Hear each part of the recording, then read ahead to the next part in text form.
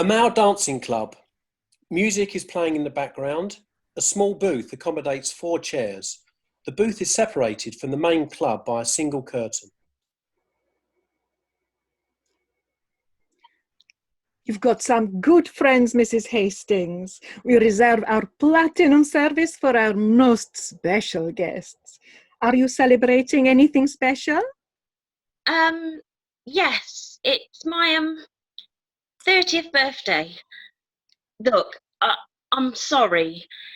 There appears to have been a terrible mistake.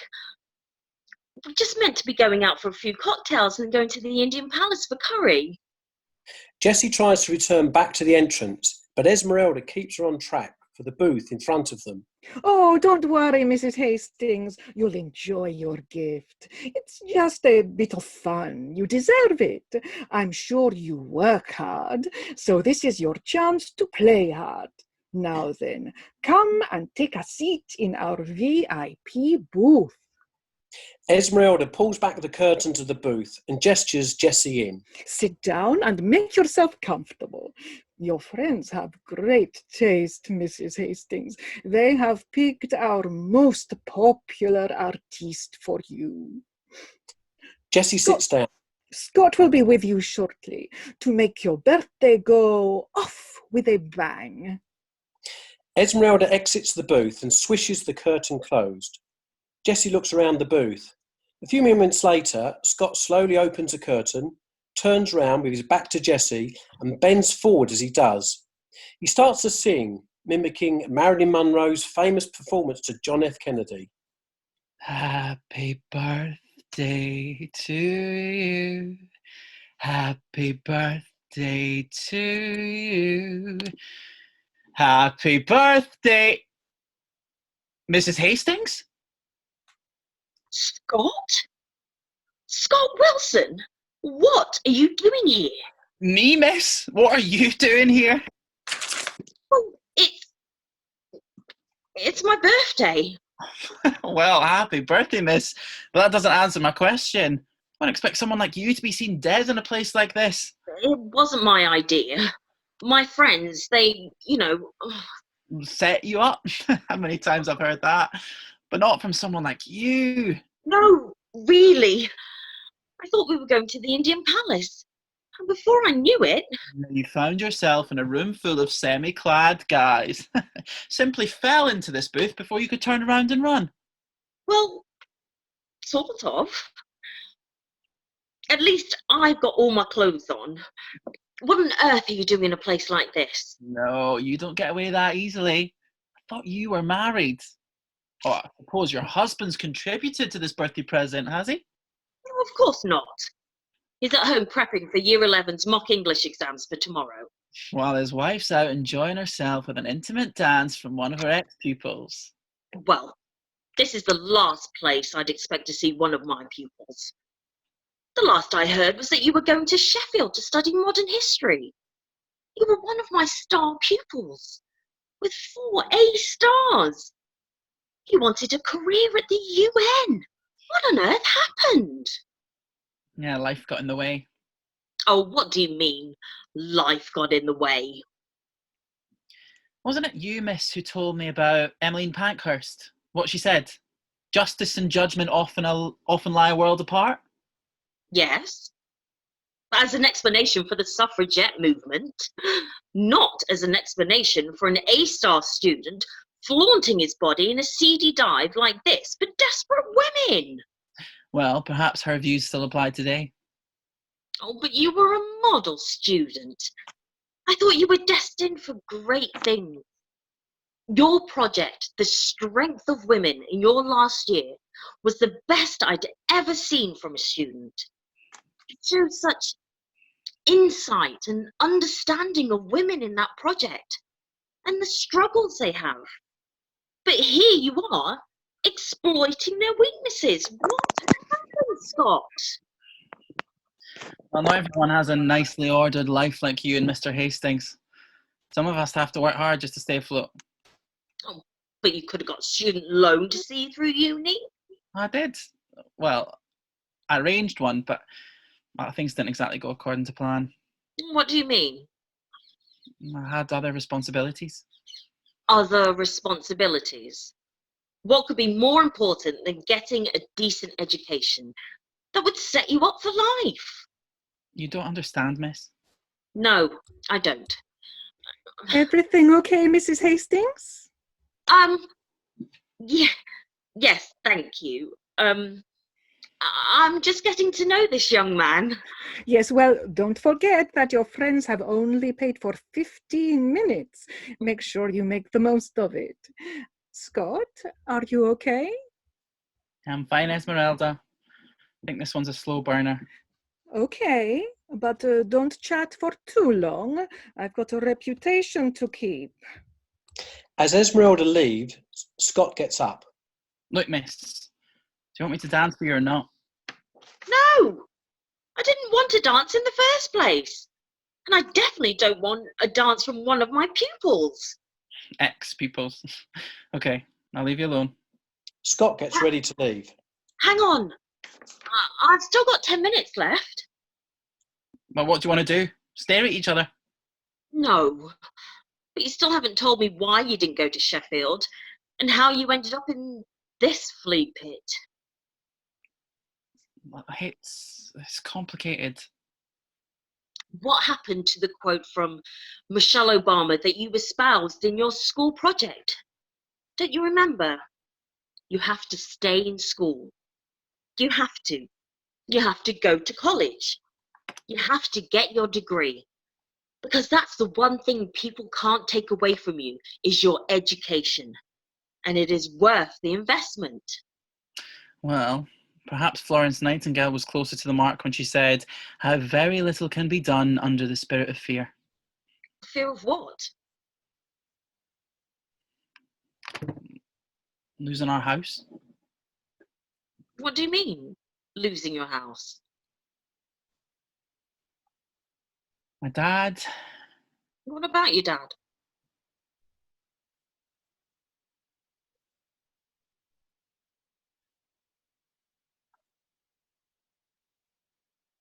he became Scott doesn't respond. Scott, what about your dad? he became ill. Ill? With what? Oh, all just got too much for him. What got too much for him? Everything. Life. Well, we all have issues we have to deal with. I mean, it wasn't all that easy for Mark and I to get money to buy our first house. But He died. Oh, Scott. I'm so sorry to hear that. How? He had his own business. Nothing big, just a small printing company. But he had 5 members of staff, and he was worrying about the business. Would he have enough clients to keep things going? Would he have enough money to pay the mortgage? And, well, would you believe it? A pronto print opened on the high street. The bastard. Took all his regular customers. So what happened? Well, he couldn't compete with them. As the number of customers dropped, he became more and more worried, and he started to become, I don't know, like withdrawn and depressed. Kept saying that he felt like a different person. I can understand that. I'm a bit of a worrier too. From being a dad who loved to spend time with me and my mum, he just started to become irritable and wanting to spend less and less time with us. And he just sat around the house all day with the curtains closed, staring into space. Just kept saying that he was useless and wasted space. Oh. And he kept saying that he felt like he was lying in the dark with no lights in his soul. Oh, that must have been so difficult for you. And your mum. As his depression got worse, he started losing his confidence and avoided pricing up work for customers. Had to start letting his staff go, and he got kind of in this downward spiral, worrying about not having enough work and keeping the staff employed, but then doing nothing to get more work. I suppose it became, I don't know, like a kind of self-fulfilling prophecy. Oh, Couldn't he have got some help? See a doctor? Me and my mum tried to help him. We told him things would get better, but he just kept saying that we didn't understand and that he'd throttle the next person who said that there's a light at the end of the tunnel. But Mum tried to get him to see the doctor, and he would just say, well, she can't help me, and all she does is just give me more tablets. Did he have any counselling? I know that sometimes helps. Or CBT. When Mr. Taylor's wife became depressed, she had CBT. He said it really helped. Yeah, I made an appointment for him to see a therapist, but he didn't go. He just kept crying and saying it's a waste of time and nobody understands. Oh, so what happened? One afternoon, when I came home from school, he wasn't in his usual chair. When I looked around the house, I found him in the bathroom. It was awful. He was still alive, and I called for an ambulance and they came quick, but it was just too late. He had lost too much blood, his heart had stopped, and the ambulance, they tried to revive him, but it's no good. He'd gone. Oh, Scott. That's awful. How long ago was this? 2 years ago, 28th of October. Oh, I'm so sorry to hear all this, Scott. But it doesn't explain how you've ended up here. Well, didn't have any choice. Someone had to bring in some money to help pay the bills, and the bank was threatening to take away the house. What was it Eleanor Roosevelt said? You know, Miss, the wife of Franklin D. Roosevelt, American president. You have to accept whatever comes, and the only important thing is that you meet it with courage and with the best that you have to give. And as for accomplishments, I just did what I had to do as things came along. What about your mum? Doesn't she work? Yeah. What does she do? She's a manager. She doesn't earn enough to pay for everything, and pay off all Dad's creditors. Oh, but you've taken on a hell of a responsibility, Scott. You shouldn't have all this weight on your shoulders. You should be building up a career for yourself. You get the money. But you didn't have to work here. It's like you're searching for diamonds in a sack full of coal. More like searching for angels in a devil's town. Scott, I think you've probably been lost for so long that you've forgotten you can be found. Look at it. Couldn't you have got a job in an office? With your brains, you could have done anything. How far do you think that so-called living wage goes? I earn £500 a night here, easy. I have to work 2 weeks in an office to get that sort of money. How much? Jeez, really? Oh, that would pay off my car loan in a week. Our pay rise was frozen again this year, and I do believe the penny's finally dropped, miss. Why not give it a try yourself? There are opportunities here for women too, you know. But you'd look great in a furry pink thong. yeah, righto. Oh, but that's not the point.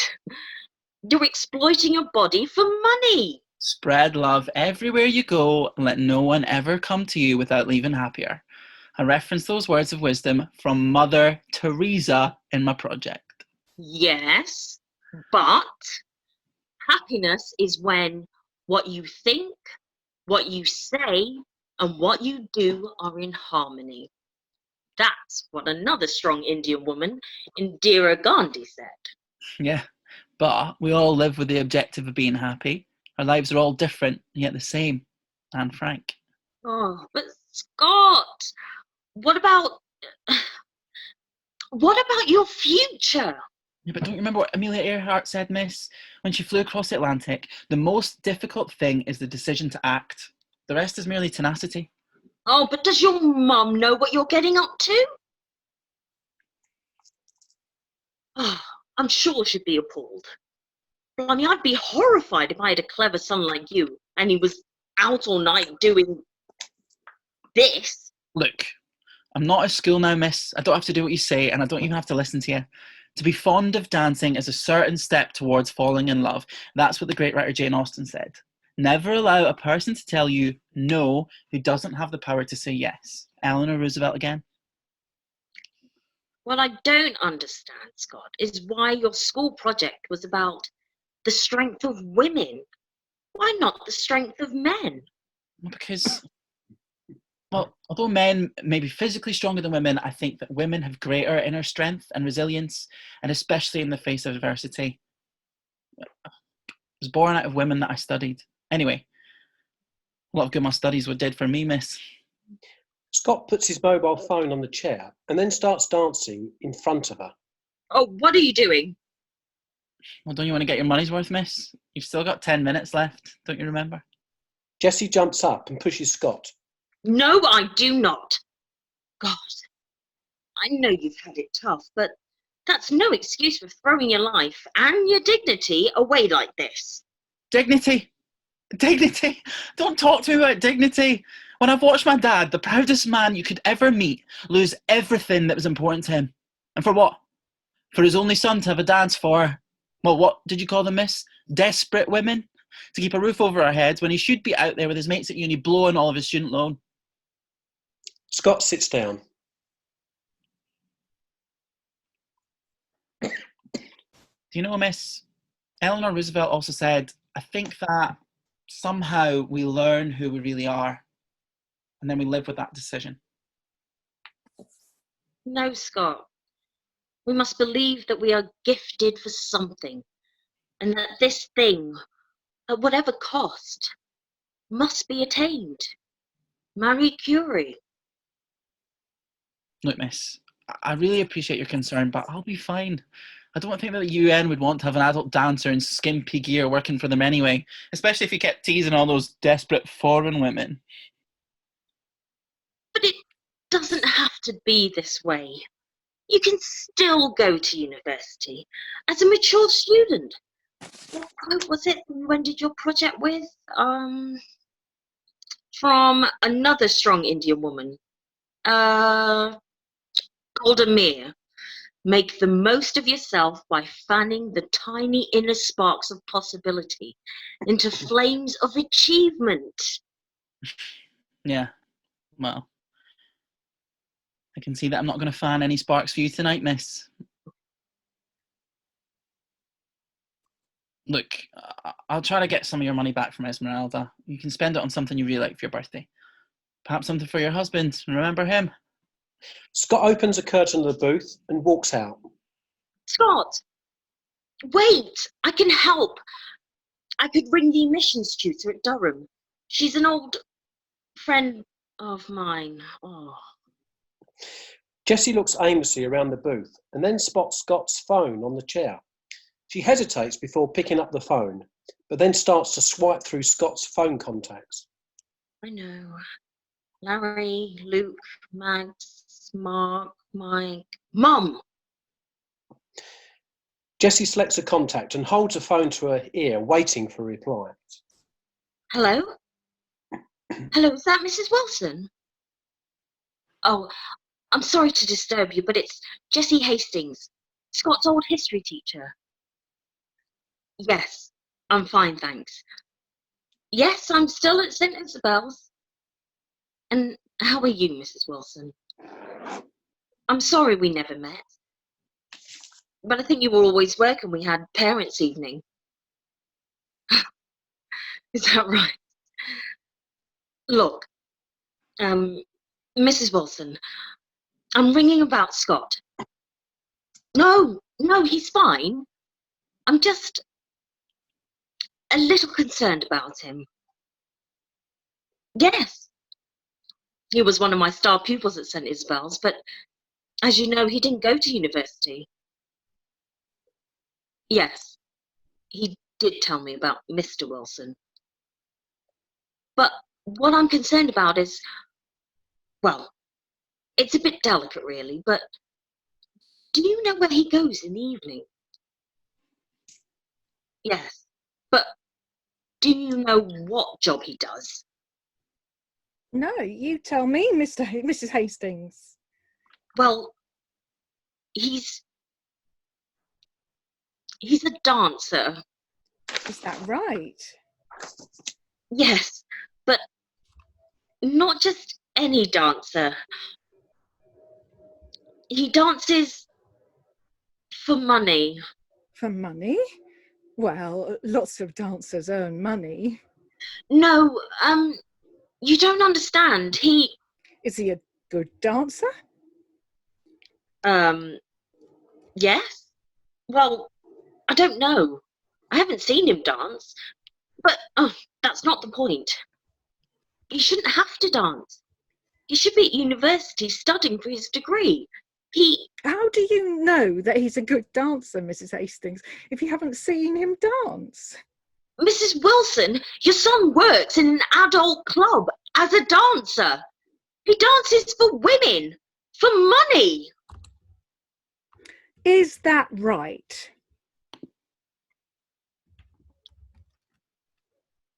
Mrs. Wilson? I thought you said your mum was a manager. She is. She manages this place. How could you allow your son to work in a degrading place like this, with you drumming up business for him? It's his choice. Well, you shouldn't allow him this choice. The only choice he should have to think about is whether he applies for Oxford or Cambridge. And what about you, Mrs. Wilson? Didn't you have a choice where you spent your 30th birthday? Have a nice meal with your husband or dancing with one of your ex-pupils? Look, I know I made a mistake allowing myself to come here, but I can walk out of here now, back to my normal life of textbooks and whiteboards. I've got a career. What has Scott got to look forward to? More sad women getting the hots, no doubt before they go home for a wank, thinking about your son. He gets good money.